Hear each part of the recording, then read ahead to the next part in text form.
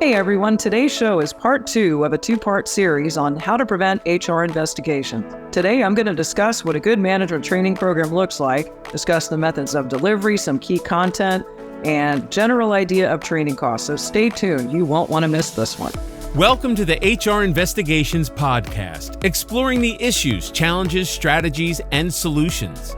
Sponsored by RPCHR and hosted by Natalie Ivy, an HR consultant, licensed PI, and author of the best-selling book, How to Conduct Internal Investigations, a practical guide for human resource professionals. And now, here's Natalie. Hey everyone, welcome to today's show. In my previous episode, I talked about the need for good management training as a sound risk management strategy for employers. In this episode, I'm going to discuss what good management training actually looks like, the subject matter that should be in it, some suggestions on delivery, and give you some general ideas regarding cost. In my experience, there's a lot of management training out there. And in larger global organizations, of course, they have much more robust training budgets for their own in-house universities, and they have their own trainers. And, essentially they have the budgets that can support that.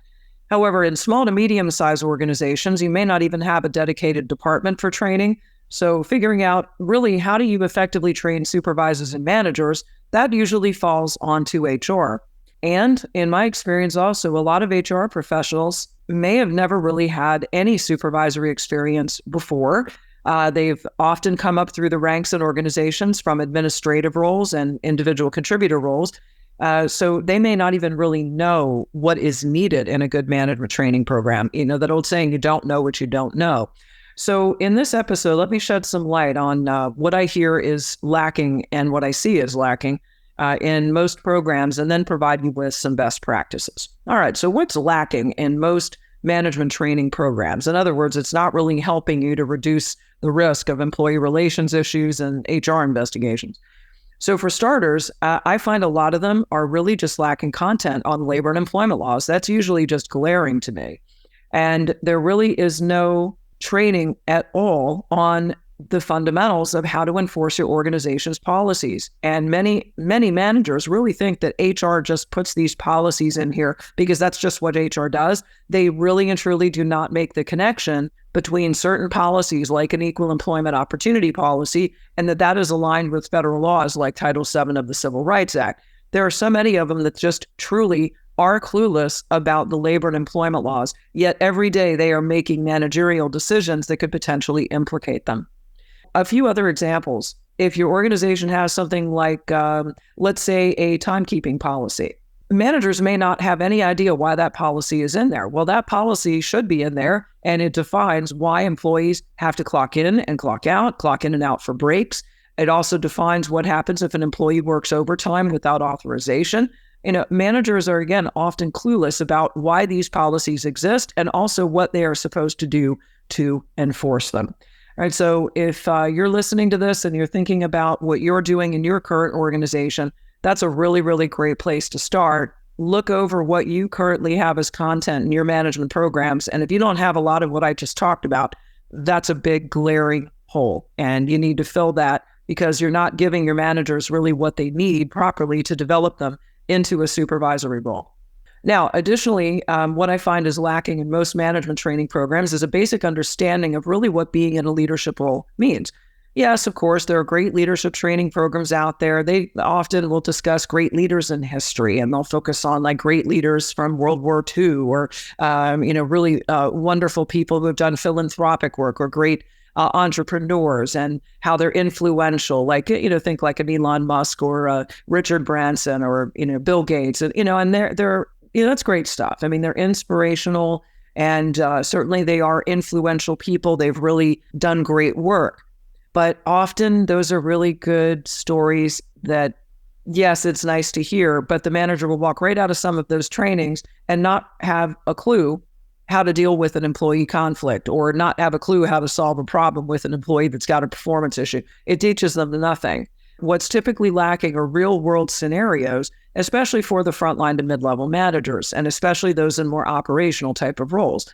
Like dealing with a poor performing employee who also happens to be a personal friend of the supervisor. They've been friends, let's say, for many years, worked as former peers. Now the supervisor got promoted over that friend, and now there's a little friction. Tricky, right? Or dealing with an employee who continually questions every decision the manager makes, maybe is very difficult, continually pushing back each time the supervisor gives her an assignment, essentially shifting into almost being insubordinate and complaining about her workload. These are the real things that managers are dealing with every day. Or they sit down and are delivering a performance discussion, and then the employee is stating that the manager is bullying them or humiliating them. Managers are really thrown into a tailspin. They don't know quite how to react. I recently had an HR professional who shared with me that just as early as 2 weeks ago, the HR professional was sitting down and having a conversation with an employee that was dealing with a manager, had an employee relations issue with the manager, and really was claiming that the supervisor was bullying. Well, it was an accountability discussion. The manager was talking with the employee about not meeting performance deadlines and like work deadlines. And even when the HR professional was kind of pressing the employee to talk about the deadlines, the employee really got very defensive and she wanted to call her mom. I kid you not. She literally was like, I need to call my mom. Okay, these are things that are going on today. This stuff was not necessarily happening 20 years ago. There are a lot of behaviors that are showing up with our workforce today. There are a lot more laws that managers have to contend with. And quite honestly, what has happened is the operating environment has just gotten a lot more complex. So I kind of relate this to software. Like imagine today, if we were trying to run Windows 98, here we are in 2023.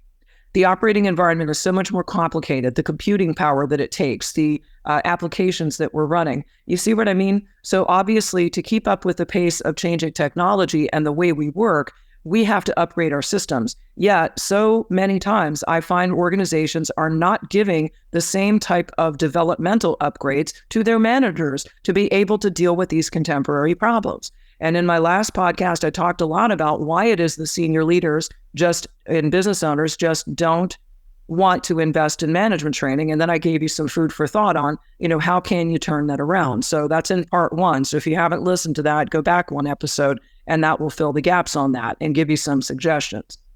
So in this podcast, I want to focus more on now, what does good management training look like? And what is the kind of training that's going to help you in slowing down the number of employee relations issues you're dealing with and help you to move the needle perhaps on some of your metrics, like slowing down turnover or unscheduled absenteeism. And, how do you slow down also the investigations into things like harassment or bullying or retaliation, right? What should it look like? So good management training is what really provides clear understanding of the leadership role, and particularly the transition that takes place when someone is promoted. When you're an individual contributor, you are worried about your schedule, your task list, and what's really at your work desk or workbench or workstation. You really are only worried about you. When you move into a leadership role, you're worried about others. And you are the one that has to provide the clear direction, goals, objectives, tools, resources, communication. And you have to also manage problems, challenges, conflicts. You're the conduit of information from upper level leadership, from your customers, your vendors, and you have to be continually communicating with your direct reports. That's a whole other set of competencies, you see, than just managing my task list. It's one thing if you're in an admin role and you are a wizard with spreadsheets, or you're a technician who turns a wrench to do a repair. Those are individual contributor roles where you only worry about your spreadsheet and your repair job. When you move up into a managerial role, you're overseeing others who are doing the spreadsheets and others that are turning the wrenches. And you have a whole other set of responsibilities, such as accomplishing organizational goals through this team of people. It's kind of like being a player on the field playing football and later moving into the role of coach. You could have been an awesome wide receiver, but you might really not be a very, very good coach. Perfect example of that. I love Michael Jordan. I love basketball. And my late husband played basketball. And I could tell you, Michael Jordan is, to me, one of the greatest basketball players to ever play the game. What happened when he later was moving into a role where he was no longer playing and he was trying to coach? He was such a superstar that he was not necessarily as good at the coaching role. there are a lot of transitions that happen from individual contributors into management. So a good leadership training program has to help to set clear expectations and give clear understanding of really what is the day-to-day going to be like when you are a supervisor and manager of others. And a common problem today is the managing of former peers. As I mentioned earlier, there are a lot of leaders that get promoted from within, and they really struggle with handling the flack that they get from their former peer groups. Oh yeah, she thinks she's all that now that she got into management. And, and a lot of supervisors, especially those frontline supervisors, they really, really have a lot of stress and anxiety just trying to balance those relationships. So you've got to have a good management program that teaches them the nuances of how to navigate that. So good management training for frontline and mid-level leaders. And notice I'm focusing on that here. This is really not where I'm talking about senior leadership. That's a whole other level. I'm talking about what really drives your frequent complaints from employees, your employee relations issues and investigations. That's usually being driven from the frontline and mid-level in management. It's not that it doesn't happen at the senior levels, but those are generally going to be the much more serious cases like conflict of interest or more serious sexual harassment cases. And that's not really where I see the majority of the flow of cases rolling into HR or employee relations. So that's why I'm focusing on those levels. So frontline and mid-level leaders, they need to know how to just manage things like conflict. They have to know how to manage change effectively and adapt to change, how to set goals and objectives. They have to know how to give clear direction and delegate. They have to know how to develop others. They have to be able to act decisively. And how do they do that? They have to think strategically.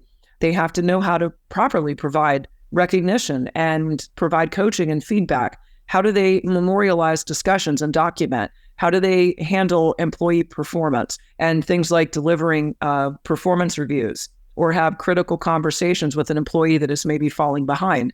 How to handle a behavioral issue with an employee who is violating your code of conduct? How to handle disciplinary action and how to have a sit down with an employee that you are issuing a disciplinary warning or letter of reprimand to, how to handle the termination of employment and do it safely. You see what I'm saying? There's a whole lot of stuff here. And again, a lot of management training programs are really falling short on that. So how do we convince the leaders above us that we should invest in management training? Well, in my previous episode, I discussed management training is a form of risk management. And that's the first place I would start if you need to get training for your team. I would start calculating the number of employee relations issues your team is handling over the last year. How much time has that taken? Did any of these turn into EEOC charges? Did you have to settle any of them? How much did it cost? Have you had any Department of Labor inquiries? Have you had to settle any Department of Labor investigations? Have you had any litigation? If so, how much did it cost? How much turnover have you had? How much is that costing you? What are the reasons that employees are giving for quitting? Are you having a lot of unscheduled absenteeism? How much is that costing you? A lot of intermittent FMLA for those of you that are over 50 employees, right? Have you had several ex-employees or current employees take to social media to go out and bash your company and just post to various boards where they're frustrated about management of your company? Okay. If you have that going on, that's definitely giving you a black eye in cyberspace. You may have potential new hires that might have considered applying for an open position you have, but now that they see the comments and reviews that are coming from ex-employees or current people who are working there that are very miserable, those are red flags. All of the above are red flags that you are needing some management training. So those are some things that you could certainly discuss with the leaders above you and say, well, what is it that our world is going to look like if we don't do any? That's the other question I like to ask. What if you do nothing? You're going to get more of the same. And you're going to continue to and just calculate these costs. And when you really look at the correlation between doing some investment and developing your team versus doing nothing, then you usually will come to the right conclusion. So another question here is, how do you decide if the training should be in person or virtual? I get a lot of that today. And certainly since we came out of the pandemic, a lot more things are virtual today. I get that. But, let me first, before I answer the in-person or virtual, let's first talk about different types of training and works best, if you will, for certain types of industry sectors and work environments. So let's talk about some more of the fast-paced operational environments. Let's think about construction, oil and gas, energy, shipping, logistics, transportation, trucking, automotive service and repair, manufacturing. Right? Those are environments, first of all, that are not really going to lend themselves to the virtual space. They just aren't. Those are typically going to be more male dominated. I can tell you that from my own experience, they are. You probably will see those being greater than 70% male in terms of employee population. You're going to need to have a training instructor that really has the credibility to connect with the team, period. If you bring in someone that truly does not have experience working in any of those types of industries, and they came from working in like a hotel or something, you're going to fall flat. That is not going to be the appropriate training instructor. You also need to be thinking about shorter segment training, like 1 day at a time max, or like 2 consecutive half days. If you want to do something like a corporate retreat where you do, multi-sessions, okay, you can do that. But what I will tell you, people that are in these fast-paced positions, it may be very challenging for you to do like 3 days away from the business. So I generally recommend you do shorter segment training with these groups. And then also you've got to think about the purpose of the training is to really upgrade their skills. And you've got to think about the size of the group that you're going to want to have together. These are sometimes, groups that may even be initially a little bit resistant to why we're doing this training. Similar to what I discussed in my part 1 episode when I was out in West Texas with an entire staff of all guys that worked in, a rough outdoor environment. They came around, but I'm just saying these are groups of people that are not necessarily even recognizing that they really need the training, especially those who've been around a while. Now, you may have even some leaders that have been managing for 15 years, but just because they've been managing 15 years doesn't necessarily mean they're very good at it. And if they never really had proper training, they've just been kind of moving along year after year, and they've acquired some managerial skill and knowledge, yes, but they may not necessarily know how to be really good leaders. There's a difference, okay? Leaders are those that others want to follow. Managers are those that typically feel like they have to order everybody around. And usually that creates a lot of friction with staff. So you need to kind of think about your audience and what size you really need to have of a group.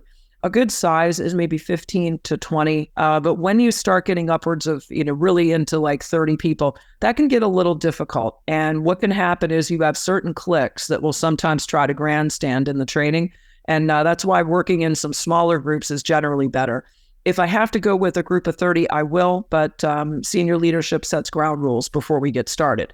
But a good rule of thumb is to try to put maybe maximum 20 people in, or if you add to 25, but 20 is a really good number, 15 to 20. In more professional settings, these are traditionally what we call white collar or more office environments.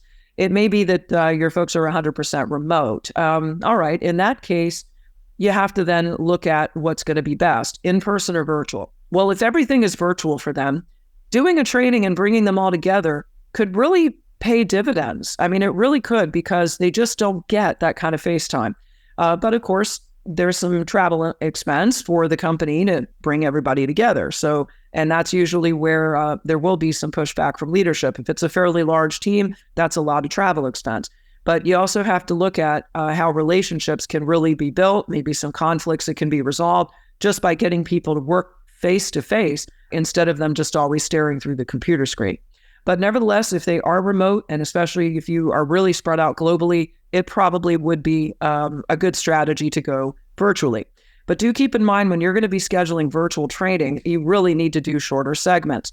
And that also can increase your cost. Now, contrary to what some people may think, they may think, oh, well, we'll just bring a trainer in and we'll do like a 1-day training, get everybody together, and that will be less expensive than virtual. Not necessarily at all. The reason is that with screen fatigue, you really are going to have to limit your segments to like 3.5 to 4 hours. If you're looking at like a 12 contact hour program, which generally would be about 2 days, that's 6 contact hours of instruction per day, then when you break that up into a virtual program, that's going to be over a number of different sessions. And so that means that the training instructor is having to block that particular day for you as a client. They may not be, and in my world, I could tell you, it would be unlikely that even if I did like a morning training that's a 3.5 or 4 hour, like a Zoom type of training, I'm probably not going to book something the remainder of that day. That's probably going to be an office day. It's very difficult for you to try to book other work on that very same day. And so that's a facilitation day. So the more days that you have of instruction, the more cost that is going to add. So virtual is not always going to be less expensive. Less, yes, from the standpoint of training costs to get your people there, but for the actual instruction, a number of days of facilitation may actually be more expensive than if you flew the trainer in and got everybody in the same room. The other problem that you have to really think about that you're going to encounter is when you stretch out your virtual training. Let's say you're going to do 4 sessions. Okay, that's over a series of several weeks. You're going to have about a 20% dropout factor. For a manager to at least miss one of the 4 scheduled programs. They are going to have other conflicts that will come up, and so you just have to recognize that. Now, how do you find the right program? Well, a great starting point, just reach out to my contact page. You can go to rpchr.com, or my other site is hr-investigations.com. So one of my consultants here at RPC would be happy to talk with you if you have the need, certainly, and see if we are the right fit for you. One of the certificate programs that we have for small to medium-sized companies that really focuses on developing core leadership competencies as well as teaching the do's and don'ts of the labor and employment laws. So you could certainly start with us and then go from there. Now, what things do you need to consider when implementing a management training program? Okay, we get this a lot. When one of my folks answers the phone and they handle it, I'm overhearing it. It's like, okay, how much does it cost? The answer is it depends. And that's usually what the response is going to be. So to provide pricing, there are a number of factors to really consider. And we ask a lot of fact-finding questions. So the first question is really, how many people need to be trained? How many leaders do you have? Are they frontline leaders? Are they mid-level? Or are they senior leaders? Or, is this a small organization and senior, mid-level, and frontline will all be together, in person or virtual? If it's going to be, let's say, an in-person, can you get your entire group together in one session? So if we're going to do a 1-day program that's 6 contact hours as an example, and you have 25 leaders, can all 25 attend on Tuesday? Or no, we can't pull everybody out of the operation. We're going to need to divide the group. Okay, so then that means you're going to have 2 days of instruction. So that's going to increase cost. So you've got to really think about how many sessions are you going to have based on the head count you have. The days of instruction is generally what is going to drive the cost. Okay, will the instructor have to go to multiple locations to do that, to meet with different groups? Or to just one location? Like one of our clients, we needed to go into Dallas, Houston, as well as San Antonio. Okay, so that's 3 different sessions, 3 days of instruction, but the trainer must also incur travel expense to get from point A to point B to point C. All right, so you've got to think about what that looks like. Days of the week, okay? I have often gotten requests to do a training on a Wednesday, middle of the week. Let me explain how it works in training. If you want a 1-day program on a Wednesday, you are probably going to pay a premium for booking just a 1-day program on a Wednesday. Why? Because it really restricts the training company's ability, because let's face it, we train Monday through Friday. It's rare that we train on the weekend. We have, but it's probably less than 5% of our business is training weekends. But what that means is it would be very difficult to try to book work on a Monday or Tuesday, because if a training instructor finishes a training program, let's say in Kansas City, Tuesday afternoon, wraps up, let's say 4:30 or 5, but they have to try to catch a flight from Kansas City to try to get to Boston for a Wednesday program, that's going to be really tricky to try to make that happen. And we typically would not take that. And the reason is that there are too many, interruptions that could happen with air travel, and the instructor just may not physically be able to get to the site on time.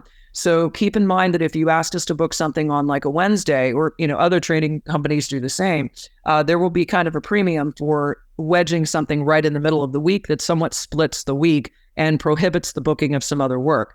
The other thing also is if you book on a Friday, you've got to be very mindful. These days, a lot of employees like to take Friday. If you have weekend off folks, you're going to have quite a few people that will be off Friday. And then invariably, you're going to have several dropouts of your management team that are just not going to attend, not unless you give them fair warning and well in advance. And I would suggest this, like if you were going to do a 2-day program that is like one of my clients would always do their training quarterly on Thursdays.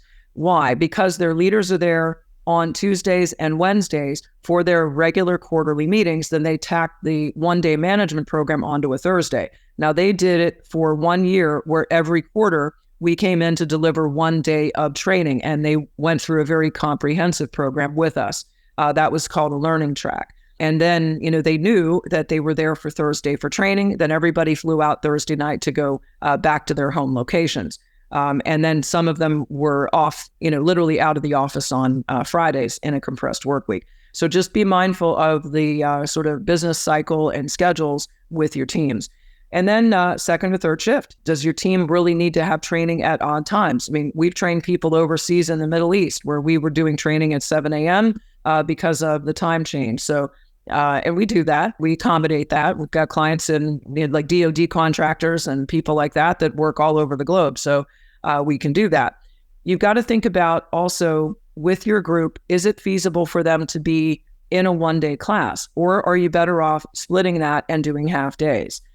It's really entirely up to you and the operational tempo with your teams. But nevertheless, these are things that you need to be thinking about, because when you look at the days of instruction and how many sessions it's going to take and dividing the group, all of those are things that the training company needs to know in order to give you pricing, because more days of instruction, more sessions will change the cost.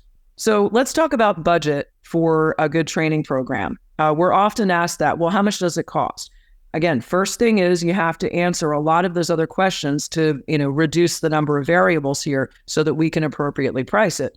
But a good rule of thumb for small to medium-sized organizations, frontline to mid-level training. So let's say, a 12 contact hour class, which is typically a 2-day class, 2 full days, or like 4 half-day sessions.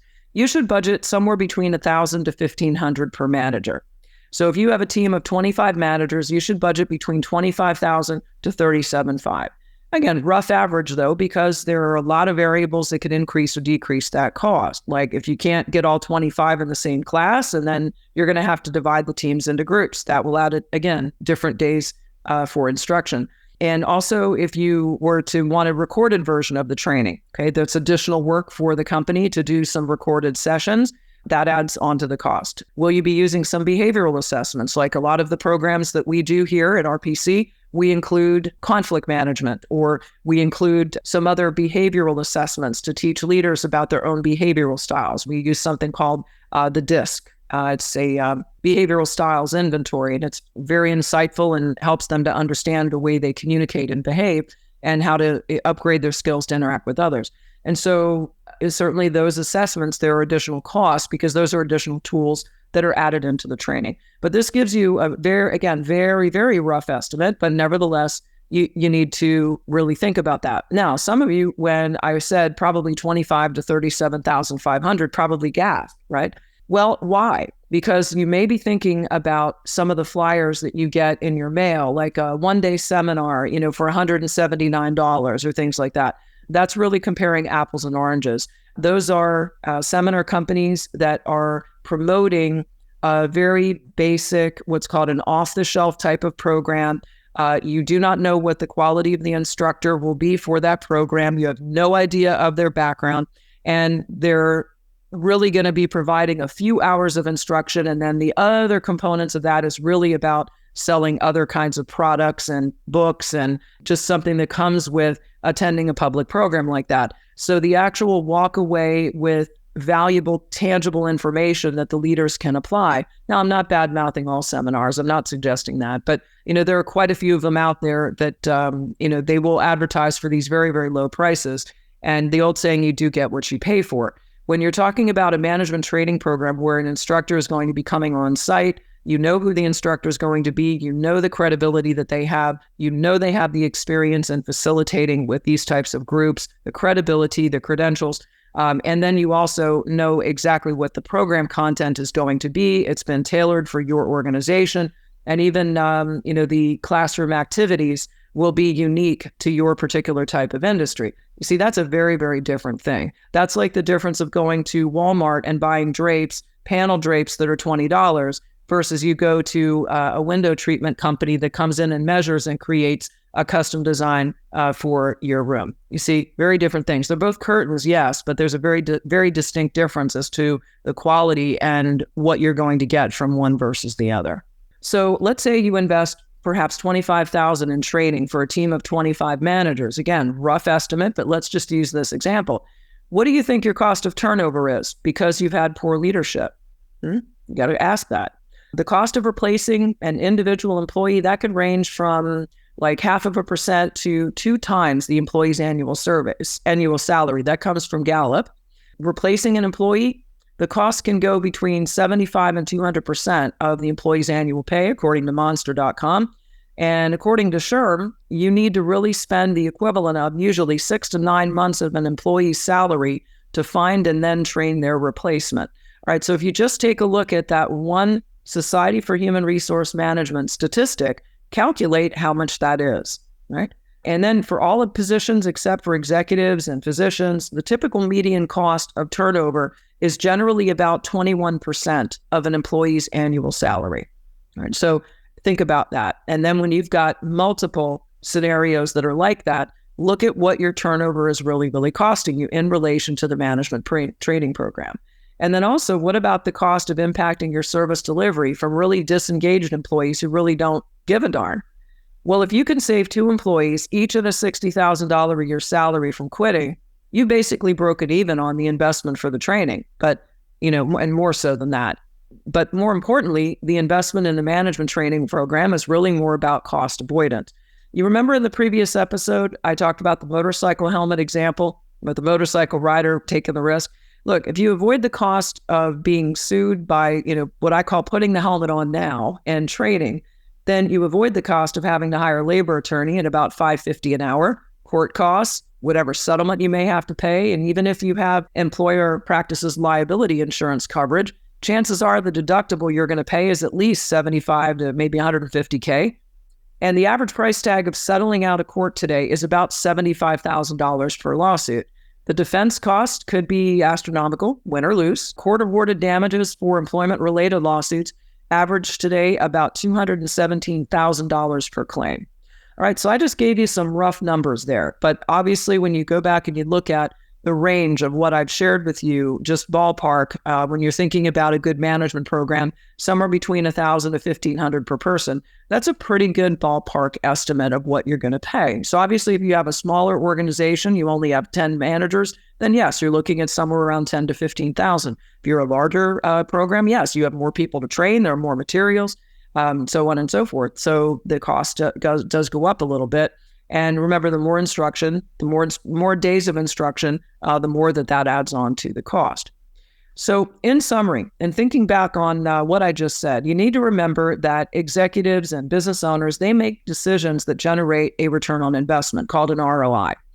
However, in part 1, my episode, the challenge with the training program investment and the tricky part with executives is that training, like management training, is much more intangible. That's very different than buying a tangible, shiny new company truck. If you spend $35 grand on the truck, they know what they've gotten for that money. But you can measure the return on investment for investing in management training. You just need to use your own organization's metrics. If you saw, let's say, a 30% reduction in employee turnover in a year, or a 35% reduction in unscheduled absenteeism, think about it. How much could a positive impact be, right? That can be significant. It may be the $25,000, just as a rough average, that you invested in your management training. That is more than paid for itself. So if you're struggling with this challenging issue of knowing that you need to implement training, your managers need the do's and don'ts, then, just reach out. You know where to find us, me particularly at rpchr.com, or my other site is hr-investigations.com. And here we've got a number of different programs. They range in length from 6 contact hours, like for a one-day program, to even 24 contact hours. One of my larger clients that I worked with for several years on their management development initiative, we would meet with them on a quarterly basis, as I said, to tie in with their regular meetings. So they stretched the training out throughout the year.